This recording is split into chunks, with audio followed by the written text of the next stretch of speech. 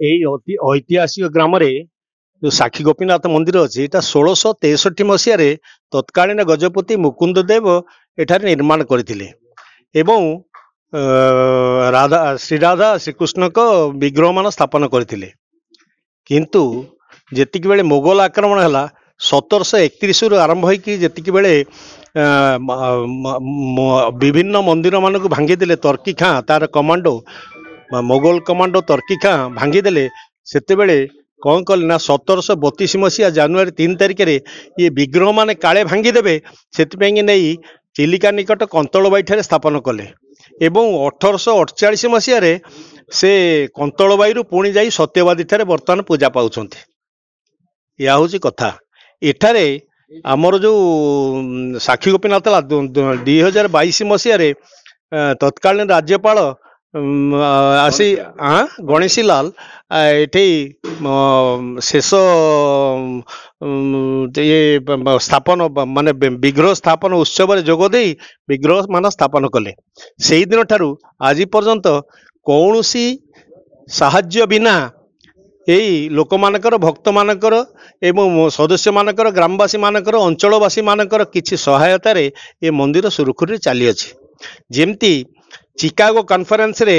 आपणकर विवेकानंद कही out of nothing I am going to tell you everything सेमती एटार किछि नाही किंतु सबू होउची सेटा केवल से राधाकृष्ण इच्छा आउ किछि नुहे। ए वर्ष मध्य आसंता 31 तारिख रे अक्टोबर 31 तारिख रे श्रीराधा पाद दर्शन उत्सव अणा नवमी अनुष्ठित हेब से प्रस्तुति बैठक आई चली। विगत वर्ष भली ए वर्ष मध्य राधापाद दर्शन अक्टोबर 31 तारिख शुक्रवार दिन अनुष्ठित हेब किंतु ता पूर्वर आमर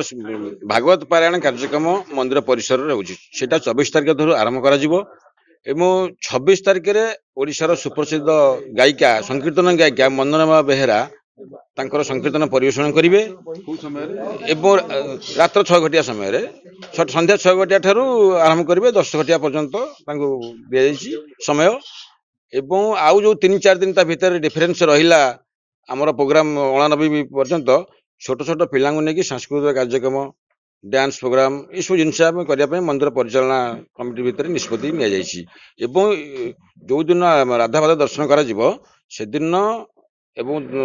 31 एवं 1 2 दिन नहीं ड्रामा परिवेषण करा गाँव कलाकार मान नहीं 2 दिन कार्यक्रम करा प्रसाद सेवन हम दिन 12 ठार आरंभ करा 20,000 लोक प्रसाद सेवन मंदिर परिचालना कमिटी निष्पत्ति गोटे बहुत पुरातन मंदिर रतिपुरटा गोटे दुर्ग थिला एवं 200 वर्ष काल ओडिशार शासन क्षमता बहन करथिला जोटि कि तकिका आक्रमण रे मंदिरटा नष्ट हो जाइछि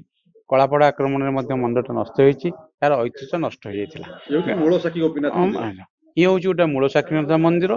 साक्षी गोपाल बर्तमान जाकि कंतलबाई थे कंतलबाई पुरी पुरी आसिक बर्तमान से रोच पूर्व किंतु एठी ही साक्षी गोपाल मूल मंदिरटा थिला एवं याकू बर्तमान गाँववासी मैंने डेभलप कर डेभलप है मंदिरटा बर्तमान यही स्तर को आसी और प्रतिवर्ष अणानबमी पाददर्शन ठाकुर ए वर्ष पाददर्शन ऐतिह्यटा को फेरई आने ग्रामवासी मुख्य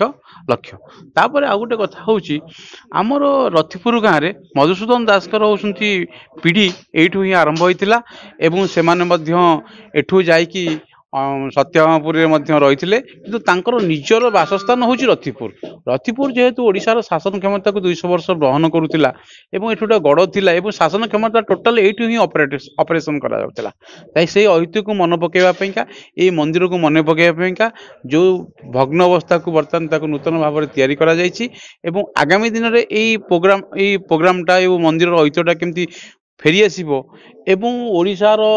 मानचित्र यार स्थानटा पाइब एवं टूरिज्म हिसाब से यार स्थान पाइब से ग्रामवासी मैंने चेष्ट एवं ता सहित एटी जो माने सब रिप्रेजेंटेटिव अच्छी से आमको बहुत कोऑपरेट कर काम करने साहाय्य कर।